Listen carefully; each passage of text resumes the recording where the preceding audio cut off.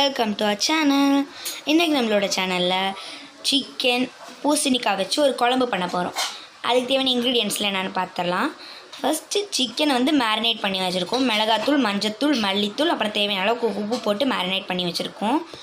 அப்புறம் வதக்கிறதுக்கு வெங்காயம், கருவேப்பிலை, இஞ்சி, பச்சை மிளகாய், தக்காளி கட் பண்ணி வச்சுருக்கோம். இது தேங்காய் பால் எடுத்து வச்சுருக்கோம். தேங்காய் பாலில் ஃபஸ்ட்டு நம்ம தண்ணி ஊற்றாமல் கிடைக்கிற தேங்காய் பாலை தனியாக எடுத்து வச்சுட்டு தண்ணி ஊற்றி தேங்காய் பால் எடுத்து வச்சுருக்கோம். அப்புறமேட்டு பூசணிக்காய் எடுத்து வச்சுருக்கோம். அப்புறம் இஞ்சி பூண்டு பேஸ்ட் எடுத்து வச்சுருக்கோம். இதை நம்ம எப்படி பண்ணுறதுன்னு பார்க்கலாம். இப்போ நம்ம அடுப்பில் ஒரு பாத்திரம் வச்சுருக்கோம். இப்போ நம்ம அடுப்பில் ஒரு பாத்திரம் வச்சுருக்கோம். அதில் கொஞ்சமாக எண்ணெய் ஊற்றிருக்கோம். எண்ணெய் சூடான உடனே நம்ம வெங்காயத்தை போட்டுடலாம். எண்ணெய் சூடாயிடுச்சு, அதில் நம்ம வெங்காயத்தை போட்டுக்கலாம்.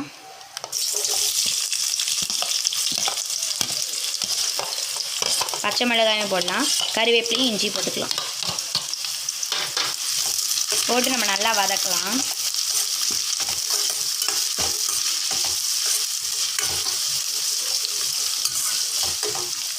இப்போ வெங்காயம், பச்சை மிளகாய், இஞ்சி, கருவேப்பிலையெல்லாம் நல்லா வதங்கிருச்சு. இந்த ஸ்டேஜில் நம்ம 2 ஸ்பூன் இஞ்சி பூண்டு பேஸ்ட்டு போட்டுக்கலாம்.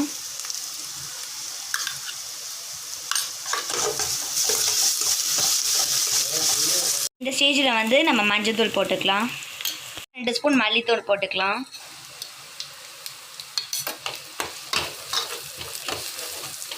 மிளகாத்தூள் போட்டுக்கலாம். போட்டு நல்லா வதக்கலாம்.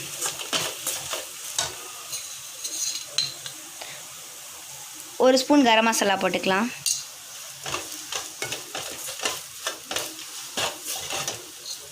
இதில் நம்ம தக்காளி போட்டுக்கலாம்.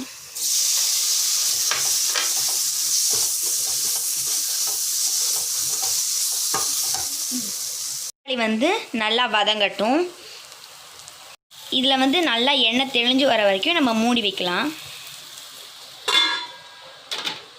எண்ணெய் நல்லா தெளிஞ்சிருக்கும்னு நினைக்கிறேன். திறந்து பார்க்கலாம். எண்ணெய் நல்லா தெளிஞ்சு வந்துருச்சு.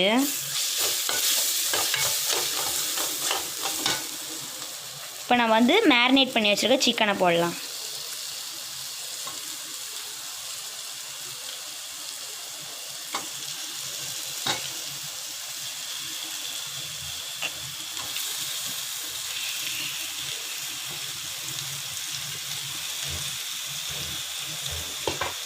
போட்டு நல்லா மிக்ஸ் பண்ணலாம். சிக்கனில் அந்த நல்லா மசாலாஸ்லாம் படட்டும்.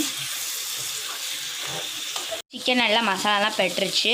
இந்த ஸ்டேஜில் நம்ம பூசணிக்காய் போட்டுடலாம். பூசணிக்காய் போட்டு நம்ம குழம்பு வைக்கும்போது சிக்கன் நல்லா கொழுப்பு இருக்கிறதா வச்சோம்னா நல்லா டேஸ்ட்டாக இருக்கும். கொழுப்பு இல்லாததாக வச்சோம்னா டேஸ்ட்டு கொஞ்சம் கம்மியாக இருக்கும். நம்ம எல்லா பூசணிக்காயுமே போட்டாச்சு. பூசணிக்காய் உங்களுக்கு இவ்வளோ வேணான்னா நீங்கள் கம்மி பண்ணிக்கலாம். போட்டு நல்லா மிக்ஸ் பண்ணலாம். பூசணிக்காய் நல்லா மசாலா எல்லாம் படட்டும். ஸ்டேஜில் நம்ம 2வது பால், அதாவது தண்ணி ஊற்றி வச்சுருக்க தேங்காய் பாலை ஊற்றிடலாம்.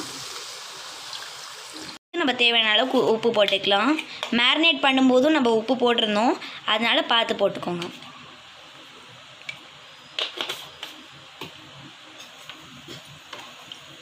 கொதிச்சுட்டு இருக்குது. பூசணிக்காய் இன்னும் வேகலை, அதனால் நம்ம இன்னும் கொஞ்சம் நேரம் மூடி வேக வைக்கலாம். நம்ம தேங்காயையும் முந்திரி பருப்பையும் போட்டு நம்ம அரைச்சி வச்சுருக்கோம். ஏன்னா அந்த குழம்பு கொஞ்சம் திக்னஸ் இல்லாமல் இருக்குது. இப்போ நம்ம போட்டோன்னே நல்லா திக்காக இருக்கும். திறந்து பார்க்கலாம். நல்லா கொதிச்சிருக்கு. இப்போ நம்ம கொஞ்சமாக பெப்பர் பவுடர் ஆட் பண்ணிக்கலாம்.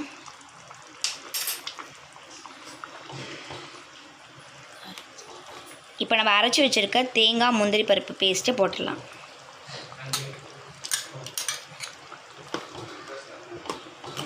நம்ம தேங்காய் பால், அதாவது தண்ணி ஊற்றாமல் எடுத்து வச்சுருக்க தேங்காய் பாலை ஊற்றிக்கலாம்.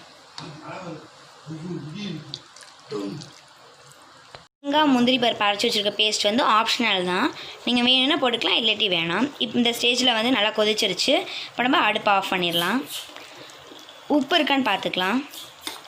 இப்போ இந்த ஸ்டேஜில் நம்ம அடுப்பு ஆஃப் பண்ணிடலாம். ரெடி ஆயிடுச்சு. அப்புறம் நம்ம சர்வ் பண்ணலாம். டேஸ்டியான சிக்கன் பூசணிக்காய் குழம்பு ரெடி. இது எல்லாமே ட்ரை பண்ணி பார்த்து எப்படி இருக்குன்னு கமெண்ட்டில் சொல்லுங்கள். மறக்காமல் இந்த வீடியோ உங்களுக்கு பிடிச்சிச்சுன்னா லைக் பண்ணுங்கள், ஷேர் பண்ணுங்கள், மறக்காமல் கமெண்ட் பண்ணுங்கள், சப்ஸ்கிரைப் பண்ணுங்கள், பக்கத்தில் இருக்க பெல் பட்டனையும் கிளிக் பண்ணுங்கள். அடுத்த வீடியோவில் பார்க்கலாம்.